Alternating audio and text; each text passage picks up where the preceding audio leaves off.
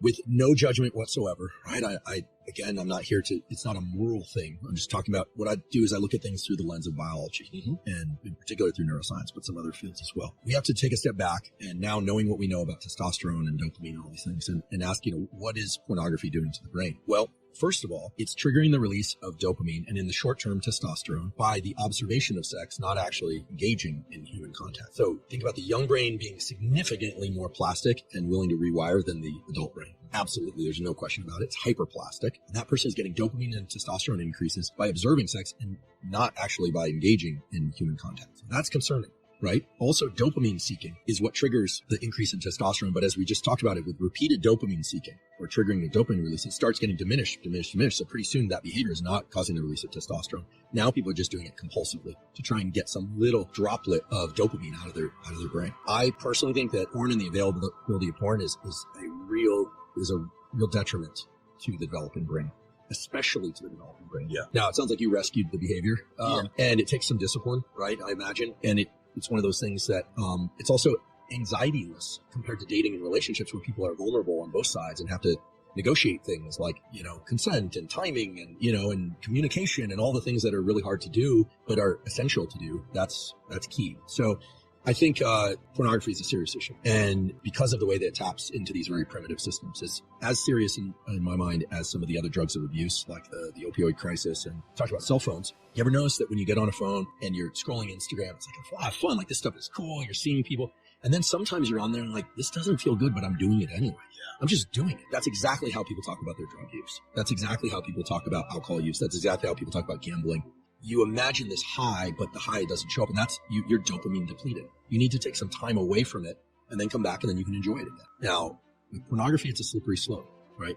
There's also a whole aspect of pornography, which is that if people are pursuing pornography and they're not pursuing relationships, there is the potential that they reach their 20s and 30s and they are truly dysfunctional in terms of, look, every species has two major goals: protect the young and make more of itself. And you think about what porn and masturbation, these things really are. I'm not calling them sinful. What I'm saying is they are potentially addictive, especially with the availability of pornography.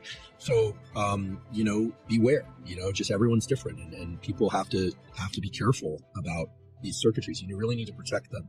They are super valuable. And so I would say, in keeping with our theme of what are the other things to do to support testosterone, would be don't engage. I would avoid pornography. Frankly, I really would. I would, maybe everyone's got their threshold for what's too much. For some people, the number might be 0. For some other people, it might be something different. And it's going to vary. It would be different maybe using your imagination versus seeing images, or is there a difference, if you know any of this, is there a difference between video versus, old school way of having magazines and things like that? Well, it's because it's like more fantasy, and maybe, I don't know, maybe you thinking it through about this thing is different than you just watching. Or even remembering past experiences. Yeah, so we can speculate there a bit.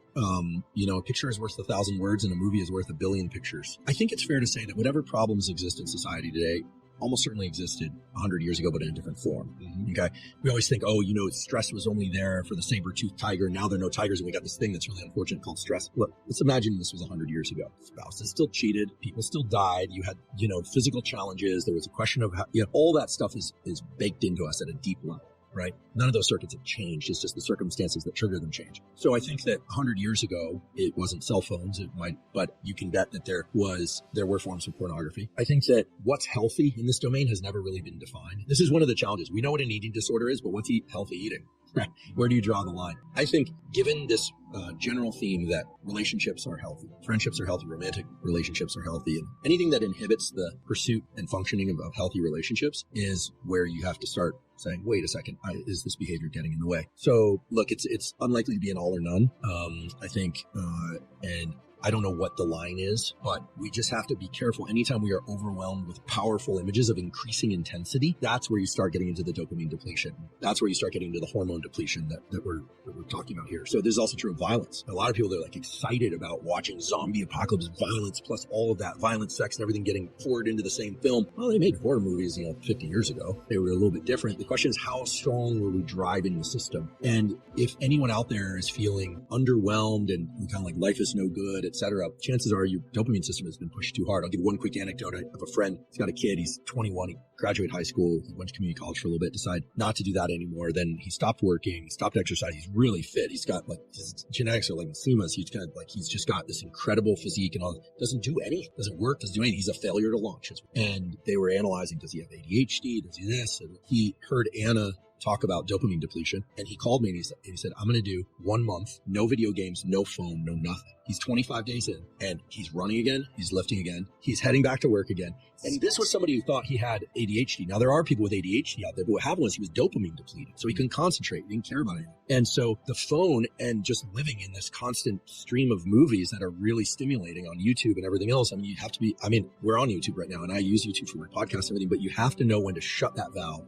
And here's what I tell myself. Shut that valve so that I can continue to enjoy it, right? It's like gorging yourself with tomahawk steaks. They're delicious. But unless you've been fasting all day, you're not going to eat 9 of them. And I think that no one told us that we needed to do that.